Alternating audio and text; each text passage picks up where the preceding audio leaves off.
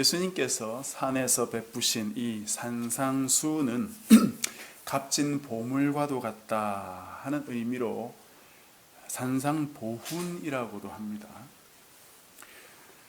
그러나 누구나 이 말씀에서 보물을 캐낼 수 있는 건 아닌 것 같아요. 보물을 주어도 보물인 줄 모르는 사람도 있고, 그런 사람들은 보물을 그냥 던져놓고 가버리죠. 우리 모두는 그렇게 되지 말고 각자에게 주신 이 보물을 잘 캐내고 또 소중히 간직해야 되겠습니다. 지난주에 비판하지 말라는 말씀을 우리가 살폈는데요. 자기 눈에 들보를 가지고 있는 사람이 다른 형제의 눈에 있는 그 티를 빼려고 해서는 안 된다는 것이었죠.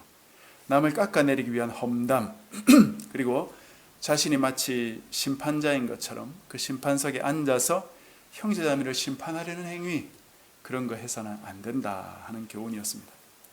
그러나 이런 비판과는 달리 구별해야 되는 또 세 가지 행위, 우리가 반드시 해야 되는 세 가지 행위를 말씀드렸죠. 영적인 교훈을 주거나 잘못된 것을 책망하는 것, 그리고 이런 행위를 위해서 무엇이 옳고 그른지, 무엇이 하나님의 뜻인지 아닌지를 분별할 줄 아는 것, 그것은 반드시 우리가 해야 한다고 말씀드렸습니다. 그래야 우리 형제자매들을 비판하는 것이 아니라 영적으로 세워갈 수 있기 때문이죠. 오늘은 지난주 말씀에서 언급하지 않았던 한 부분을 말씀드리면서 시작하려고 합니다. 그것은 바로 사람들의 눈에는 왜 자기 들보는 보이지 않고 남의 티가 더 잘 보일까 하는 부분을 한번 생각해 봐야 되겠습니다. 과장이기는 하지만 자기 눈에 들보가 있는 사람이 남의 눈에 있는 그 티가 보이기나 할까요? 어쩌면 남의 눈에 있는 티라고 생각했던 그 티가 자기 눈에 있는 그 들보에 붙어 있는 티일 수도 있지 않겠어요? 그럼에도 불구하고 왜 이 사람은 자기 들보는 안중에도 없고 형제 눈 속에 티만 찾아내는 걸까요? 묵상을 하지 않는다면 자기 자신을 잘 볼 수가 없습니다. 묵상이라는 건 계속해서 자신을 보는 훈련이에요. 묵상의 두 가지 질문 여러분 기억하시죠? 하나님은 어떤 분이신가? 나에게 주신 교훈은 어떤 것인가? 먼저 하나님이 어떤 분이신가를 찾고 그 성경의 하나님이 지금도 여전히 변함없이 나에게 그런 분이다 하는 사실을 내 머리에, 내 가슴에 새기는 행동이죠. 이 첫 번째 질문은 하나님과 나와의 관계를 점검하는 질문입니다. 이 질문을 통해서 하나님에 대한 믿음이 자라갈 수 있게 되는 것입니다. 그리고 두 번째, 내게 주시는 교훈은 무엇인가? 라는 이 질문을 던지면서 현재 나의 모습을 바라보고 내가 부족한 것들, 내가 고쳐야 되는 부분들을 생각하면서 내 주변의 형제 자매들 또 이웃들에게 그런 행동을 고쳐서 하는 거죠. 즉 내 주변의 이웃들과의 관계를 생각해 보는 것입니다. 이 두 가지 질문 모두 나 자신을 바라보지 않고는 통과할 수 없는 질문들입니다. 묵상을 통해서 계속해서 나 자신을 바라보고 반성할 것은 반성하고 부족한 것은 채워가고 잘못 알고 있었던 것들은 바로잡아가는 것이 바로 신앙생활입니다. 이런 묵상의 훈련이 되어 있지 않는 사람은 자기 자신을 바라보기가 어렵습니다. 이런 묵상을 꾸준히 하는 사람은 자신의 잘못을 보는 것은 물론이고 심지어 남의 티를 통해서도 자신의 티를 볼 줄 아는 사람이 되는 것입니다. 묵상을 잘 하십시오. 묵상하지 않으면 도저히 하나님의 자녀로 자라갈 수가 없습니다. 이렇게 자신을 하나님 앞에서 돌아보고 영적으로 성숙해 가는 사람이야말로 참된 하나님의 자녀라고 말할 수가 있습니다. 이런 사람에게는 하나님의 놀라운 비밀과 지혜가 가슴 속에 또 내 뇌리에 차곡차곡 쌓이고 박히게 되는 것이죠. 그런 하나님의 진리는 참으로 놀라운 것이죠. 나를 살리고 그 하나님의 음성을 듣는 자들을 살릴 수 있습니다. 그런데 문제는 앞에서 말씀드린 바와 같이 사람들이 이런 진리의 귀중함을 모른다는 데 있죠. 상당히 많은 사람들이 교회를 다니고 매주 어쩌면 매일 하나님 말씀을 접하고 배우겠지만 자신을 변화시키지 못하는 말씀 때문에 회의에 빠져 있습니다.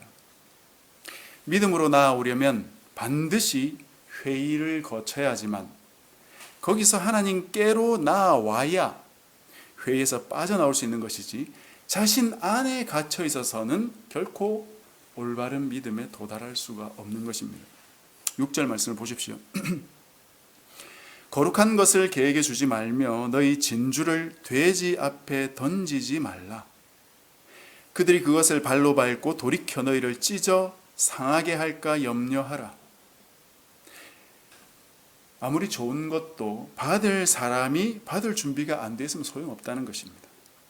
여기 나오는 개와 돼지가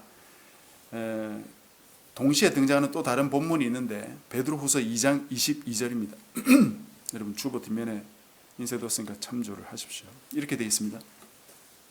참된 속담에 이르기를 개가 그 토하였던 것에 돌아가고 돼지가 씻었다가 더러운 구덩이에 도로 누웠다 하는 말이 그들에게 응하였도다.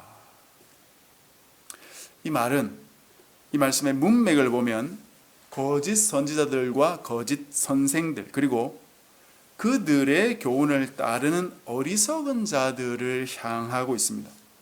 이 말씀 바로 앞에 그들이 어떤 존재인지를 설명하고 있는데 20절에 만일 그들이 우리 주 되신 구주 예수 그리스도를 알므로 세상의 더러움을 피한 후에 다시 그 중에 얽매이고 지면 그 나중 형편이 처음보다 더 심하리니 의의 도를 안 후에 받은 거룩한 명령을 저버리는 것보다 알지 못하는 것이 도리어 그들에게 나으니라.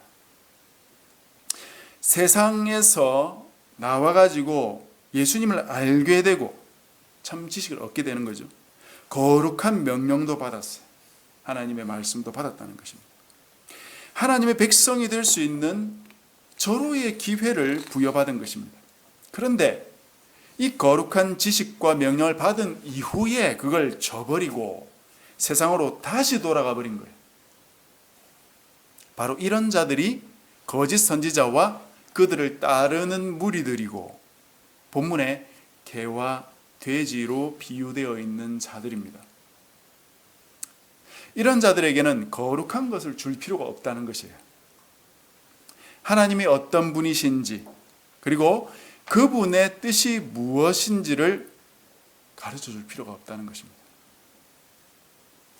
본문의 진주는 주로 성경에서 하나님의 나라를 가리킬 때 많이 사용됩니다. 그러니 본문에 거룩한 것이나 진주를 함께 말한다면 마태복음 6장에 등장한 그 하나님의 나라와 그의 의 그라고 말할 수 있죠. 하나님의 나라와 의는 아주 고귀한 것입니다. 아무나에게 소개하고 말하고 던져줄 수 있는 게 아니에요. 그것의 귀중함을 모르는 개나 돼지들은 그것을 짓밟고 그것을 전파하는 자들을 비웃습니다. 뜨거운 열정으로 하나님의 복음을 전하고자 하는 마음은 좋으나 그것이 지나쳐서 아무에게나 거룩한 것과 진주를 마구 던져준다면 그것의 가치를 모르는 자들은 그것을 짓밟을 것이다 이 말이에요. 그리고 그것을 던져주는 자들도 짓밟을 것이다. 하나님의 교회를 우습게 알게 될 것입니다. 노방전도 축구전들을 가볍게 하지 않도록 주의해야 됩니다. 요즘은 코로나 때문에 노방전도 마음대로 못하죠. 그게 어쩌면 한편으로는 다행인 게 아닌가. 한국교회 교인들의 잘못된 열정과 잘못된 복음 메시지는 거대한 건물교회를 낳았고요. 주식회사 교회를 낳은 것밖에 없어요. 교회가 지금 구원의 방주가 되었습니까? 교회가 부패와 갈등과 경쟁의 온상지가 된 것은 이미 오래됐어요. 목사끼리 경쟁하고 교인들끼리 경쟁시키고 교인들을 서로 헐뜯고 뒷담화하고 성경 공부나 훈련을 중직자 라이센스처럼 여깁니다. 그런 교회는 소망이 없어요. 죄송한 말씀입니다만 한국 교회 안에는 하나님의 백성이 아니라 너무나 많은 개와 돼지들이 들어와 있는 것이 아닌가, 그런 생각이 듭니다. 다시 한번 정리하겠습니다. 개와 돼지는 규정화된 이단을 가리키는 말씀이 아니에요. 하나님의 진리가 아닌 거짓된 이론, 전혀 성경적이지도 않고 하나님의 뜻과도 관련되지 않은, 오히려 하나님의 뜻과는 상반되는 세상의 이론과 교훈을 마치 하나님의 뜻인 양 교회 안에 가지고 들고 들어와서 가르치고 있는 무리들, 그리고 그 가르침에 아멘 하며 따르는 무리들, 그들을 가리키는 것입니다. 이런 사람들에 대해서 바울이 뭐라고 한 줄 아십니까? 그래도 한 명의 교인이 귀하지 않습니까? 목사님, 그들을 잘 다독여서 믿음으로 살라고 이끌어야 되지 않겠습니까? 그런 이야기를 바울이 한 줄 아세요? 요즘 대부분의 교회는 그러고 있죠. 그러나 바울은 뭐라고 했느냐? 고린도서 5장 11절에 이런 사람을 교회에서 내어 쫓으라고 말하고 있어요. 바울이. 어떤 형제라고 일컫는 자가 음행하거나 탐욕을 부리거나 우상숭배하거나, 하나님을 최우선에 두지 않는 모든 게 다 우상숭배죠. 모욕하거나 술 취하거나 속여 빼앗거든 사귀지도 말고 그런 자와는 함께 먹지도 말라고 말했어요. 그리고 조그만 다툼이 있다고 세상 법정 가지 마라. 그런 건 교회 안에서 스스로 판단해라. 그걸 분별하라 이 말입니다. 하나님께서 세우신 교회가 이런 악들에 대해 대항할 수 없을 정도로 무기력한 곳이 아니라는 거예요. 교회가 아무런 작동도 하지 않고 가만히 앉아서 악이 판을 쳐도 보고만 있는 곳이 아니라는 말이에요. 하나님의 서슬퍼런 진리가 선포되어야 할 곳입니다. 하나님의 나라와 그 뜻을 선포하고 모든 성도들이 그 나라의 백성으로 온전히 자라가기를 힘쓰고 자신의 삶 속에서 하나님의 뜻을 분별하고자 애쓰고, 그렇게 하지만 잘 안 되는 지체들을 돌보고 그들을 세워주고 이끌어주지만 전혀 반대 방향으로 나가면서 잘못된 세상 이론과 교훈을 퍼뜨리고 하나님의 교회를 허물려는 그런 일련의 행동을 꾀하는 모든 자들을 심판하고 내어 쫓는 거룩한 공동체가 되어야 된다. 그것이 바울의 논리입니다. 이런 살아있는 거룩한 공동체, 하나님의 나라와 교회, 이런 것은 우리가 세울 수 있는 것이 아닙니다. 우리가 만들어낼 수 있는 게 아니에요. 돈 내고 교회 건물 세운다고 교회를 만드는 것이 아닙니다. 자신의 평생 소원은 교회를 짓는 것이라고 말하면서 선교사님들께 헌금, 거액의 헌금을 하면서 교회 좀 세워달라, 그렇게 말하는 분들이 있더라고요. 그 건물을 세우는 것이지 교회를 세우는 게 아닙니다. 교회는 하나님의 백성을 말하는 것이지 건물을 말하는 게 아니에요. 건물이 없어도 교회는 얼마든지 세울 수 있지만 건물을 세운다고 교회가 자동적으로 서는 것은 아니다 이 말입니다. 교회는 우리가 세우는 게 아니에요. 그렇기 때문에 찾고 구하고 두드리라고 말씀하신 것입니다. 7절을 보십시오. 구하라 그리하면 너에게 주실 것이요, 찾으라 그리하면 찾아낼 것이요, 문을 두드리라 그리하면 너희에게 열릴 것이니. 구하는 이마다 받을 것이요, 찾는 이는 찾아낼 것이요, 두드리는 이에게는 열릴 것이니라. 자, 이 말씀이 성경에서 가장 많이 곡해되어 온 대표적인 말씀입니다. 이 말씀을 읽고 그거 봐라, 예수님께서 구하고 찾고 두드리라고 하지 않았냐, 구하면 주시겠다고 약속하지 않으셨냐 하면서 기도회 때마다 이 말씀 걸어놓고 여러분 구하세요, 기도하세요, 구하지 않기 때문에 하나님이 주시지 않는 겁니다, 구해야 됩니다 라고 소리치는 목사님들 많죠. 저도 그렇게 많이 했는데요. 틀린 말은 아니지만 그렇게만 말하면 반드시 오해가 발생하게 됩니다. 이 설교를 들은 성도들이 무엇을 구합니까? 이 설교를 들으면 성도들이 무슨 기도를 할 것 같아요? 아버지, 이번에 우리 아이 수능 치는데 전 과목 1등급 받게 해주십시오. 우리 부모님, 또 우리 친구, 내 잘 아는 누군가 큰 병에 걸렸는데 하나님 하나도 후유증 없이 깨끗이 낫게 해주십시오. 우리 남편 승진 심사에 찰떡같이 붙어서 주님께 영광 돌리게 해주십시오. 그게 주님께 영광 돌린다고 생각하는 거죠. 또는 이번 거래 잘 성사되게 해주십시오.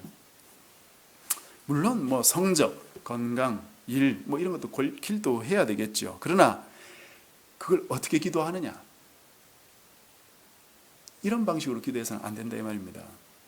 하나님 뜻을 잘 알고 그 뜻대로 기도해야 응답되는 것이지, 하나님의 뜻과는 상관없는 기도, 그런 건 응답되지 않습니다. 야고보서 4장 2절부터 4절 말씀에 이런 게 있습니다. 2절 후반절부터 보면은 너희가 얻지 못함은 구하지 아니하기 때문이요. 구하지 않는다는 거죠. 그런데 구하여도 받지 못함은 정욕으로 쓰려고 잘못 구하기 때문이다. 구해도 정욕으로 구하면 받지 못한다. 아주 명확하죠? 그러면 정욕이 뭐냐 이거죠. 정욕으로 구하는 건 뭡니까? 이 정욕이 뭔지 또 많이 오해되고 있는데, 정욕으로 구하면 안 된다는 건 알지만 실제로 그 정욕이 뭔지를 모르기 때문에 많은 성도들이 응답받지 못하는 기도를 해놓고 응답되지 않는다고 시험에 빠지고 있고, 하나님을 제대로 배워가고 있는 게 아니고 하나님에 대한 오해만 계속 늘어나고 있는 것입니다. 단지 내가 원하는 것을 구하는 것이 정욕은 아닙니다.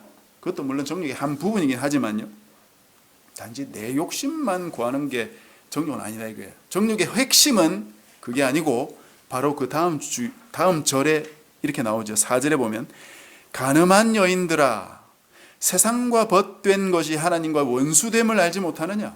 그런즉 누구든지 세상과 벗이 되고자 하는 자는 스스로 하나님과 원수되는 것이니라. 정욕으로 구하는 자들을 간음한 여인이라고 부르고 있습니다. 이들이 하는 행동이라고는 세상과 벗하는 것이다 이거죠. 간음은 결혼한 여인에게만 해당되는 것입니다. 그러니 쉽게 말하면 하나님과 결혼한 백성들이 하나님을 버리고 세상을 신랑처럼 데리고 사니까 그게 간음이고, 이 간음을 일으키는 마음, 그걸 정욕이라고 부르는 것입니다. 그러니 신랑이신 하나님을 두고 세상과 바람 피웠다 이 말이에요. 그리고 세상을 사랑하는 마음, 그걸 정욕이라고 말하는 것입니다. 그러니까 하나님과 원수될 수밖에 없는 거죠. 그래서 5절에 이렇게 말합니다. 너희는 하나님이 우리 속에 거하게 하신 성령이 시기하기까지 사모한다 하신 말씀을 헛된 줄로 생각하느냐? 하나님이 신랑이셔서 그토록 자기 백성을 사랑하시고 바라보고 계신데 그 백성은 세상과 눈이 맞아서 간음하고 바람 피우고 떠나고 있으니까 하나님 마음이 불타오르는 것이에요. 세상과 눈이 맞고 세상과 하나 되어서 세상이 원하는 것을 나도 원하고 세상이 추구하는 걸 나도 추구한다면 그것이 바로 정욕이다. 그것이 바로 정욕으로 구하는 것이다. 여러분은 세상이 구하는 것을 구하고 있습니까? 하나님의 뜻을 구하고 있습니까? 세상이 구하는 것과 똑같은 것을 구한다면 그것이 바로 정욕으로 구하는 것이고 그 기도는 응답받을 수 없다는 것입니다. 그러니 혹시 내가 기도한 것과 똑같은 일이 일어나더라도 하나님께서 응답해 주셨다라고는 쉽게 생각하지 마시라 이 말이에요. 이 세상에서 잘 되길 구하고 있습니까? 그게 정욕이에요. 그걸 벗어버려야 됩니다. 대신 하나님은 무엇을 원하시는가? 하나님의 뜻은 무엇인가? 그걸 구하라는 것입니다. 이런 기도의 대표적인 사람으로 엘리야를 들고 있어요. 야고보가 그 5장에 가면 나옵니다. 엘리야가. 야고보서 5장 16절 후반절에 보면 이렇게 얘기해요. 의인의 간구는 역사하는 힘이 크미니라. 엘리야는 우리와 성정이 같은 사람이로되 그가 비가 오지 않기를 간절히 기도한즉 3년 6개월 동안 땅에 비가 오지 아니하고 다시 기도하니 하늘이 비를 주고 땅이 열매를 맺었느니라. 이 본문은 제가 몇 번 말씀드렸죠. 다시 한번 정리해 봅시다. 의인은 바로 하나님의 뜻을 따르는 사람이에요. 그러니 의인의 간구는 하나님의 뜻대로 구한 간구다 이 말입니다. 여기 지금 엘리야가 무슨 기도를 했다고 했습니까? 비가 오지 않기를 간절히 구했다고 했어요. 그래서 3년 반 동안 비가 안 왔다는 겁니다. 비가 오지 않으면 모든 사람이 괴롭죠. 엘리야도 괴롭지 않겠습니까? 그럼에도 불구하고 3년 반 동안 비가 오지 않도록 기도했다 이 말이에요. 늘 비가 잘 와서 농사도 잘 되고 먹을 물도 많이 주십시오가 아니라 하나님의 뜻이라면 비가 오지 않도록도 기도해야 한다는 것입니다. 하나님의 뜻이란. 당시 그 이스라엘은 아합이라는 그 악한 왕 그리고 그를 따르는 바알과 아세라 선지자가 850명이나 됐어요. 여호와의 선지자는 엘리야 말로는 나 혼자밖에 없다 그렇게 이야기했죠. 엘리야가. 그렇게 완악하고 하나님을 떠나 세상과 간음하고 있는 그 무리들 그리고 그들을 따르고 있는 백성들이 많으니까 하늘이 비를 그쳐야 되지 않겠습니까? 코로나가 온 지 8개월이 되었는데 온 세상에서 난리예요. 다들 힘들고 어려워졌죠. 다 힘드니까 이 코로나가 빨리 끝났으면 좋겠다. 다들 그렇게 기도할 겁니다. 과연 그 기도가 하나님의 뜻에 합당한 기도일까요? 교회를 다니는 사람은 그렇게 많아도 상당수는 썬데이 크리스찬이고 교회를 신실하게 다니는 사람들 중 상당수는 하나님과 잘 지내보려 하지만 동시에 세상과도 잘 지내려고 세상과 버타고 있고 세상의 가치관과 이론과 철학과 정치, 경제, 교육 방식 그런 것들이 버젓이 하나님의 교회에 들어와서 하나님의 백성들을 오도하고 있는 이런 판국에 코로나가 좀 덮쳐야 되지 않겠느냐 하는 것이에요.